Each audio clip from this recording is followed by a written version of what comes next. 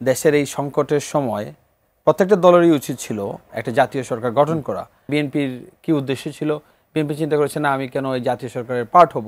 দায়কে আপনাদের নিতে হবে। আপনারা যে অভিযোগ করছেন সরকারের প্রতি, সেই দায়কে আপনাদের উপর সে বর্তায় কিনা? রাশেদ খান সেই অভিযোগ না, আমি মনে করি না মানে পুরোপুরি বর্তায়। কিছু কিছু দায়িত্ব আমাদের উপর যেটা এসে পড়েছিল, আমাদের বিপ্লবের যে নায়করা তখন ছিলেন, দেশ বিপ্লব পরবর্তী যে সিচুয়েশনে ছিল, আমাদের তো ফার্স্ট প্রেফারেন্স ছিল যে একটা জাতীয় সরকার গঠন করা হোক।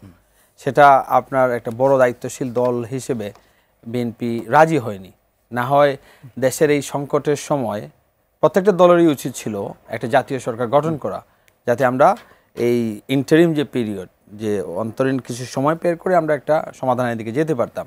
এখানে বিএনপির কি উদ্দেশ্য ছিল? বিএনপি চিন্তা করেছে না, আমি কেন এই জাতীয় সরকারের পার্ট হব, যেখানে আমি পুরো কেকটাই পেতে পারবো, পুরো ক্ষমতা আমার নিজের লাগবে। ওইখানে বিএনপি ডেফিনেটলি দায়িত্বশীলতার পরিচয় দেয়নি একটা বড় দল হিসেবে। রাশেদ ভাই যেটা বললেন যে পুরোপুরি দায়িত্ব আমাদের কাছে দেয়া, বা ওনাদের ভেতরে হয়তো একটা ক্ষোভ আছে যে আলটিমেটলি ওনাদেরই ভাই ব্রাদার যারা সামহাও বের হয়ে এসে সাকসেসফুল হয়েছে গণ অভ্যুত্থানটাতে মাধ্যমে শেখ হাসিনার পতন ঘটাতে, পতন ঘটানোর পর মনে করেন আমাদেরকে এখন তৃতীয় বৃহত্তম দল হিসেবে দেখা হয়, গণ অধিকার পরিষদকে তৃতীয় বা চতুর্থ বা পঞ্চম হিসেবে দেখা হয়। এই ক্ষোভটা বা এই দুঃখটা রাশেদ ভাই থাকতে পারে।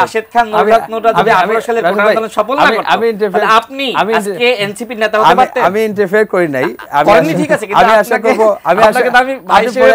আপনার সময় আসলে আপনি বললেন, তখন তো এটা বললে আর আপনার সময় আসলে বললেন ওই ক্ষোভটা থাকতে পারে। আর আরেকটা হচ্ছে যে আমাদের এই যে মনে করেন আমাদের যে আলোচনা, তাদের আমাদের যে একীভূত হওয়ার আলোচনা বা এনসিপিতে তাদের যোগদান করার আলোচনাটা ওইভাবে হয়তো আগায় নেই। তো ওই আরেকটা ক্ষোভ আছে।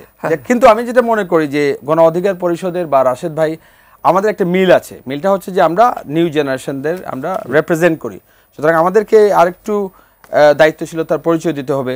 আমাদেরকে অনেক জিনিসে আমরা এগ্রি করি, মেজরিটি জিনিসে আমরা এগ্রি করি, এবং আমরা আমাদের যে ভালোবাসা বা আমাদের যে দেশপ্রেম, আপনারা তো অরাজনৈতিক ছিলেন। আমার মনে আছে 2018 সালে যখন আপনাদের উপর আক্রমণ করা হয়, আমি তখন ইংল্যান্ডে কাউন্সিলর ছিলাম, আমি ওটা প্রতিবাদ করেছিলাম। তো সেই সময় থেকে হোপটার জন্য কিন্তু আপনারাই দিয়েছিলেন। তো আমাদের ওই যে ইন্টারনাল যে নেতৃত্বের দ্বন্দ্ব বা কে বড় হবে কে ছোট হবে, ওগুলো পেছনে ফেলে রাশেদ ভাই আমাদের কাছে মনে হয় আমরা এই জেনারেশনের প্রতিনিধি যারা গণ অধিকার পরিষদই বলেন, এনসিপি বলেন, আমাদের ভুলভ্রান্তি থাকবে, কিন্তু আমাদের কিছু কিছু জিনিস আমাদের এগ্রি করতে হবে। শুধু যে আমরা বিএনপি যেটা যেভাবে বলে দেয় বা জামাত যেভাবে বলে দেয় সেভাবে আমাদের কথা না বললেও চলবে, আমাদের নিজস্ব অপিনিয়ন থাকতে পারে।